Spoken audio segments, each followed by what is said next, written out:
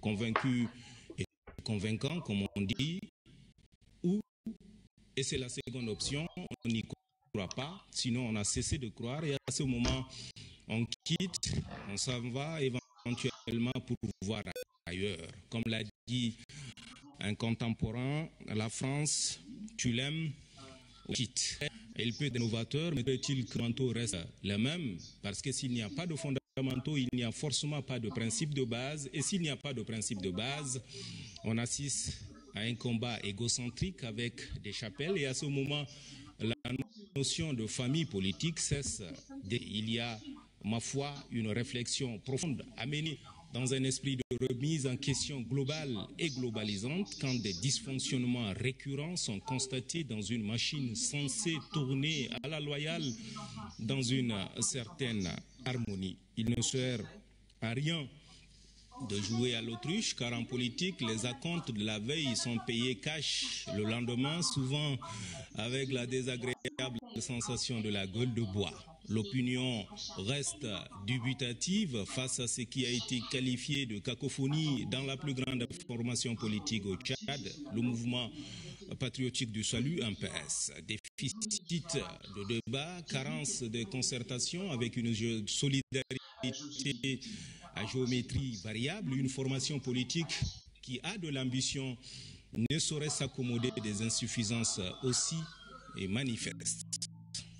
Vivement, lundi prochain.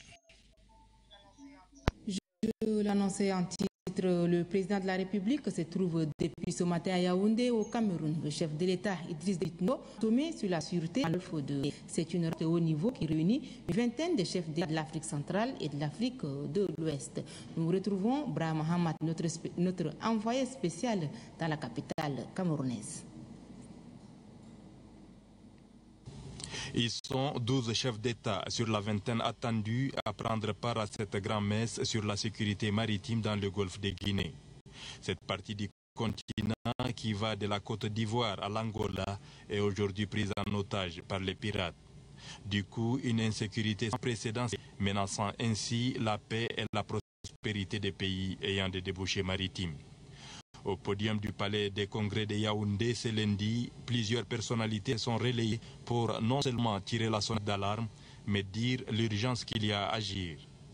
Alassane Ouattara, président en exercice de la CEDEAO, après avoir salué le travail abattu par les ministres et les experts, a appelé ses pairs à signer sans délai le cadre juridique permettant de débarrasser l'océan et la mer de ces bandits armés. Le président en exercice de la CEAC, Idriss Déby Itno, a lui dit que son pays, le Tchad, dont les importations et les exportations passent par ces pays côtiers, est autant préoccupé. C'est pourquoi il a appelé à une synergie d'action le plus tôt possible. Car, dit-il, la piraterie, plus que dans le golfe d'Aden, celle dans le golfe de Guinée est plus nuisible et coriace du fait que cet espace maritime regorge de ressources en pétrole et en gaz très importantes. L'hôte du sommet, Paul Biya, a conclu que dans cette lutte contre la piraterie, les pays de la CEDEAO et de la CEAC ne sont pas seuls. Elles seront appuyées par les Nations Unies. Le chef de l'État Déby Itno a prononcé un important discours à ce sommet que je vous propose de suivre. Nous tenons ce sommet à un moment où la piraterie dans le golfe de Guinée augmente et prend une allure inquiétante en dépit des efforts déployés par les pays riverains et la communauté internationale pour cette éradication. Mesdames et messieurs, la sécurité dans le golfe de Guinée ne concerne pas seulement les pays riverains du golfe. Il concerne aussi les pays enclavés comme le Tchad, dont les importations et les exportations dépendent fortement de la sécurité de l'espace maritime et des ports des pays du Golfe. Il en est de même du ravitaillement en produits pétroliers des pays de l'Est. Que nous faisons face à une menace régionale, continentale, mondiale. L'Afrique est aujourd'hui menacée par le terrorisme international multiforme. La paix et la sécurité, préalables à tout développement économique, sont mises en cause par des ennemis sournois, des trafiquants internationaux bien organisés, bien armés et disposant de moyens financiers colossaux. Qu'il s'agisse des pays du Sahel ou de la Corne de l'Afrique, des individus sans foi, ni loi, très organisés et déterminés, ne connaissant aucune frontière, sur toutes sortes. Trafic de drogue, des marchandises et des prises d'otages. Le plus grave est l'endurcissement de la jeunesse désœuvrée par des idées obscurantistes et destructrices que véhiculent ces individus. Face à son jeu qui transfère, le dernier sommet de l'Union africaine a pris la décision sanitaire de créer une force d'intervention rapide. C'est le lieu de lancer un appel à la mise en place de cette force avec les pays qui sont disposés ou disponibles. La récente expérience du Mali nous montre que nous ne devons pas attendre. Une telle force peut aussi avoir sa composante. Nous pouvons réussir quand ensemble nos moyens limités et en les coordonnant au mieux. Nous saluons les efforts de la Commission de l'Union africaine dans ce sens et l'encourageons à continuer vigoureusement. Mesdames et Messieurs,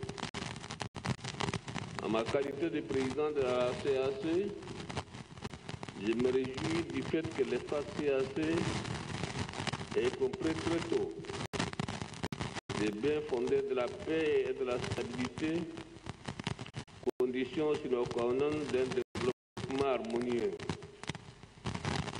Les efforts continuent pour nos frères de la SCA à retrouver la paix et la stabilité en est un exemple concret. Dans le domaine maritime, en 2009, la conférence des chefs d'État et de gouvernement a adopté le protocole relatif à la stratégie sécuritaire des intérêts vitaux en mer des États de la CAC du Golfe de Guinée, préparé par le Conseil de sécurité COPAX, qui suggérait déjà la synergie avec la CEDEAO et la Commission du Golfe de Guinée. La conférence interministérielle CAC-CEDEAO-CGG tenue à Cotonou en mars dernier a fait un excellent travail sur le processus de mise en œuvre de la résolution du Conseil de sécurité du 20 février. La résolution encourage la CEDEAO, la CAC et la Commission du Golfe de Guinée à créer et mettre en œuvre des centres de coordination pour la sécurité maritime nationale et transrégionale dans la région du Golfe de Guinée. La même résolution appelle les partenaires internationaux à fournir aux États et aux organisations de la région un appui conséquent pour renforcer leur capacité d'agir. Cette importante rencontre d'aujourd'hui est donc l'aboutissement du processus de mise en œuvre de cette résolution. Je considère personnellement ces assises de Yaoundé comme un tournant important et décisif dans la lutte pour la sûreté et la sécurité maritime dans le Golfe. Mes chers frères, je me réjouis de constater l'intérêt que vous portez personnellement à la tenue de nos travaux. Je suis convaincu que l'examen et l'adoption du document soumis à notre attention sera un grand pas en avant pour matérialiser notre engagement politique, renforcer la coopération entre CAC, la CEDEAO et la CGG et s'accorder sur le cadre juridique de nos actions pour la sûreté et la sécurité maritime en Afrique de l'Ouest et centrale. Je salue nos partenaires internationaux, multilatéraux et bilatéraux, qui nous aident à mettre en place cet espace de paix. Nous comptons sur leur appui technique et financier pour renforcer nos capacités et prendre en main la réponse à ces défis communs de sécurité. Pour finir, je souhaite vivement que la synergie intercommunautaire avec la Commission du Golfe de Guinée et les partenaires techniques financiers se consolide car elle gagne du succès dans la réalisation de la sûreté et de la sécurité maritime dans le Golfe de Guinée. Vive l'intégration africaine, vive l'internationale, je vous remercie.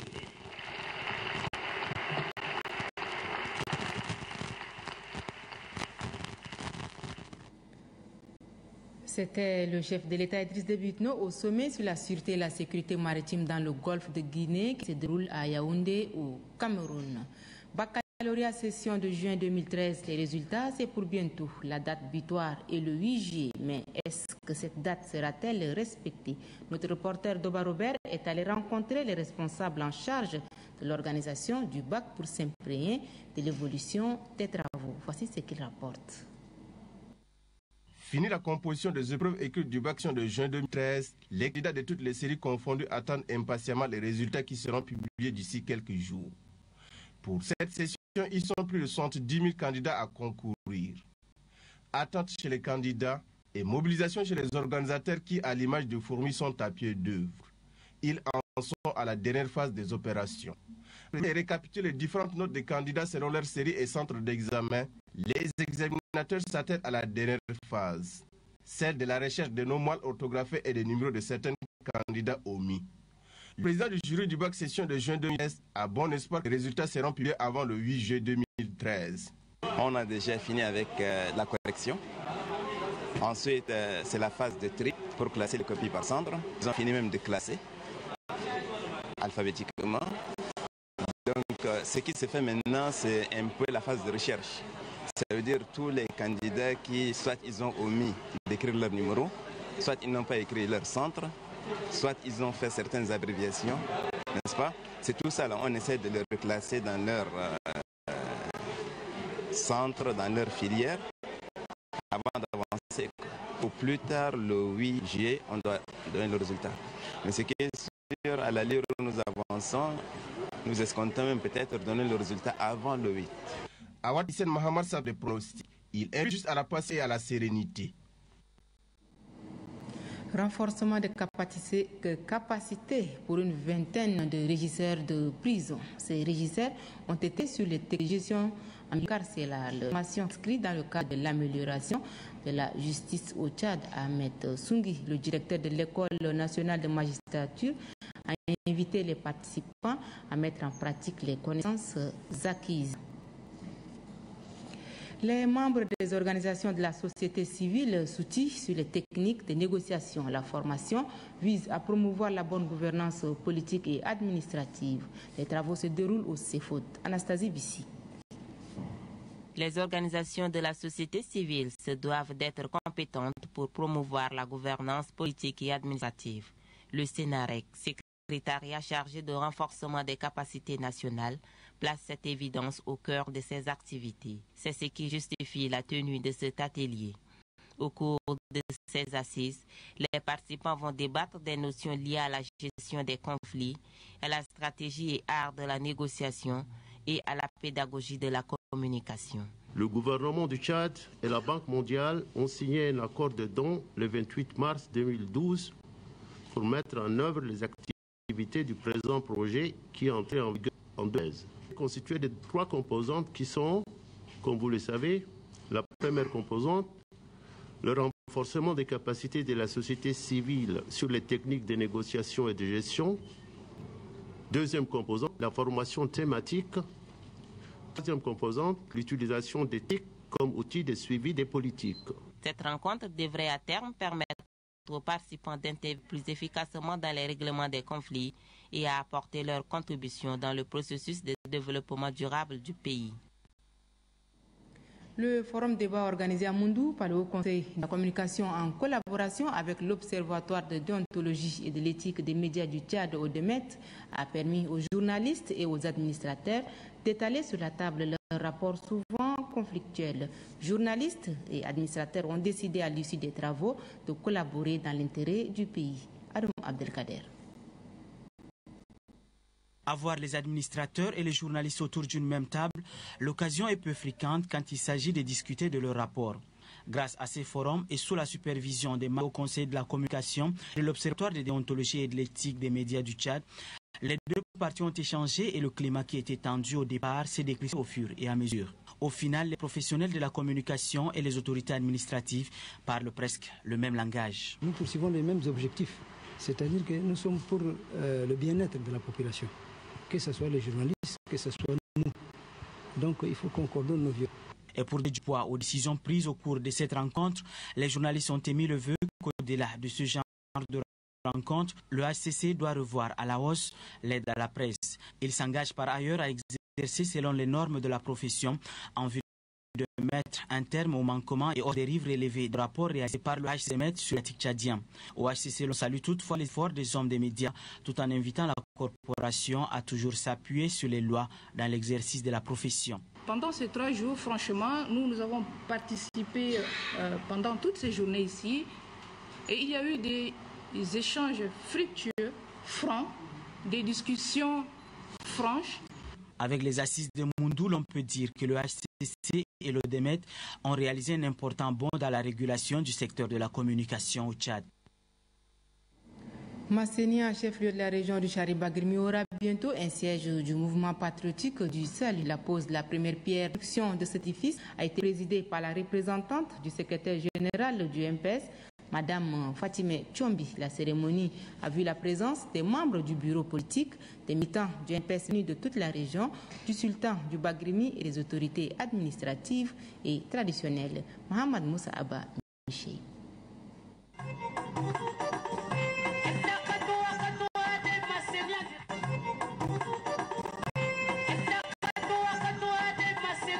Disposer d'un cadre de réflexion et d'échange, c'est la préoccupation quotidienne des militants du MPS du Charibagrimi. Ce souci se traduit par la construction d'un siège à Massenian, chef-lieu de la région.